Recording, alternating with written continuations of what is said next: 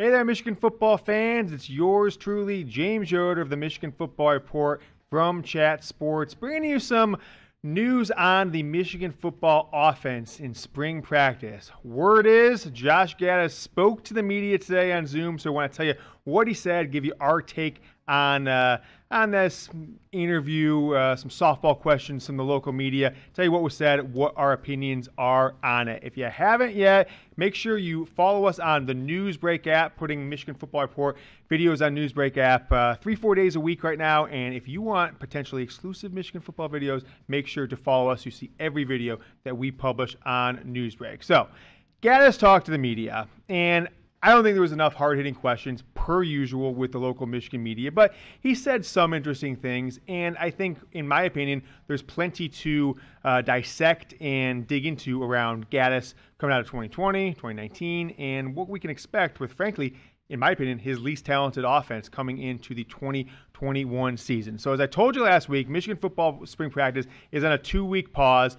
I don't hate this idea. Harbaugh wanted to start it early to avoid a potential shutdown if there was a coronavirus outbreak, and they had a 2-week planned pause when the school was going to be on spring break, and then another week. Allow the players to dig into the playbook, all these new things they learned on offense and defense with a new co-offensive coordinator and 2 new co-defensive coordinators, Don Brown out the door, and frankly, replacing a ton of talent that on both sides of the ball, most notably the quarterback position, which Josh Gattis in a lot of ways is responsible for. So this Michigan offense last year, 260 yards, 260.3 yards passing per game.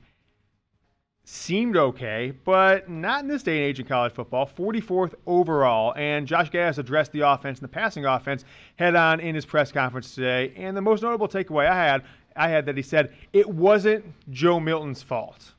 Okay, and that's probably true. It wasn't all Joe Milton's fault. I think what his actual quote was. We're paraphrasing a little bit, and it never is. It certainly wasn't Joe Milton's fault, but it was pretty clear after the first game or two that, not counting the Minnesota game, that Milton wasn't the guy. Yet Michigan still put him in positions that he was forced to throw the ball probably more than he should have, and never developed a running game, and certainly didn't give him the tools or the training to put Michigan in a position to win in a lot of those games, a 2-4 season. So I want to ask you guys this question. Who is to blame for the offense and the state that this offense is in year 7 under Jim Harbaugh? We've got plenty of bouts of success with Harbaugh, but way too many just awful games from the offense.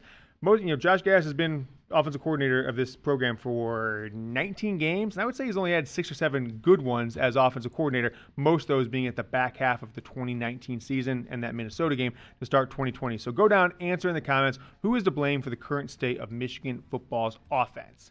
As I mentioned earlier in the show, we're on Newsbreak, but you are watching here on YouTube. And if you haven't yet, subscribe to the channel. I know I ask a lot, but we're getting close to that 13,000 subscriber milestone. Going to make sure to remind you because, frankly, when I remind people, we get more subscribers. So people tend to listen. It is what it is. So subscribe. If you've been a lurker and you're not subbing to the channel, just do it. Money back guaranteed, all right? Just go ahead, youtube.com/MichiganTV. If you're watching now here on YouTube, just press that subscribe button beneath the video. It's red, make it gray, and you won't regret it. You'll get every Michigan Football Report video, especially if you turn on your notifications. The running game wasn't much better last year, right? 132 yards per game, 95th in the country. That's just absolutely pathetic, and they could never pick a running back they would go with.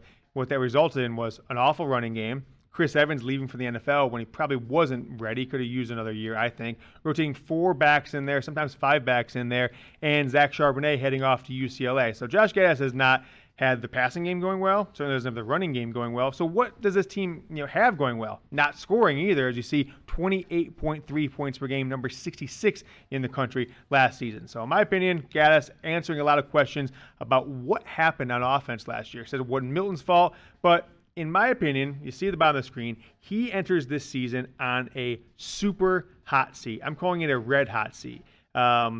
With Sherrone Moore being added as the co-offensive coordinator, I think there's a chance if Michigan's offense gets off to a tough start, I wouldn't be surprised if he got fired midseason this year if they get off to a bad start with a true freshman quarterback or Cade McNamara, who looked good for about a half a game against Rutgers. Number 1 seed Michigan basketball gets going back on the court on Saturday afternoon against the winner of the 16 seed playoff game. Want to remind you guys, if you haven't yet, get going with BetUS and put a little cash on the Wolverines. And if you do, make sure you use our URL, chatsports.com/GoBlue. Don't go Googling.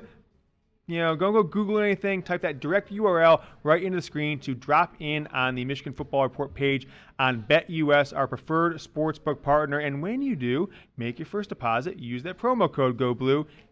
Then email us, goblue@chatsports.com. You're going to get hooked up with 2 things. 125% deposit bonus from BetUS to have in your account to bet with for March Madness, all NBA playoffs, and into the summer, onto the 2021 football season. And we will send you a Michigan football Jordan brand jersey if you make a bet on a March Madness game. So go to chatsports.com/GoBlue and get going with BetUS. Use that promo code GOBLUE when you make your first deposit for new users, and then email us, goblue@chatsports.com. We'll get some information for you, and we here at Chat Sports will ship you out a Michigan football Jordan brand jersey. It's BetUS, the Michigan Football Report, hooking you up one more time at chatsports.com/GoBlue.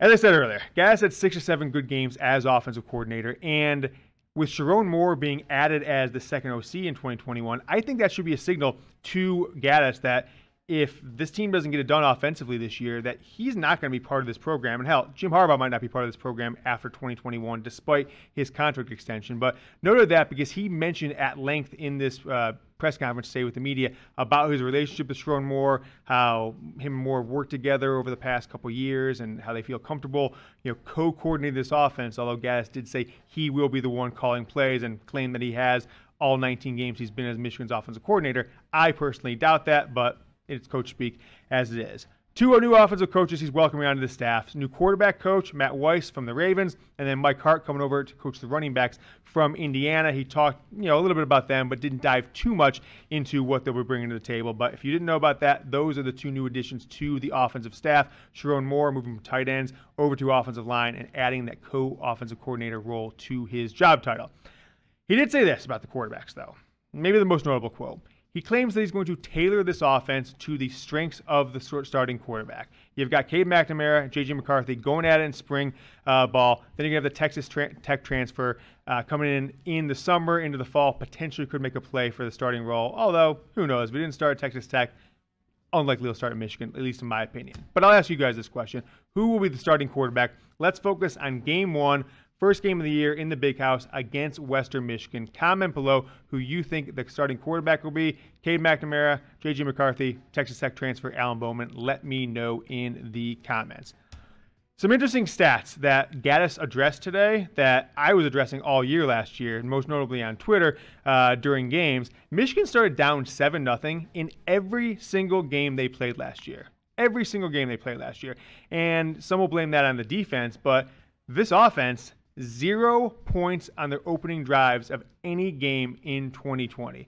You've got to go all the way back to the 2019 Ohio State game until Michigan was not down 7-0 or went scoreless on their opening drive. So that's one of my takeaways. Gattis addressed it. He didn't try to hide from it. Maybe he was throwing a little Don Brown shade there, former defensive coordinator. But that's going to be the key. If Michigan keeps getting down 7-0, 14-0 in games against teams that they should have a chance to beat, nothing's going to change in this offense. I think that needs to be a big focus starting hot in spring and into fall practice for this Michigan football team.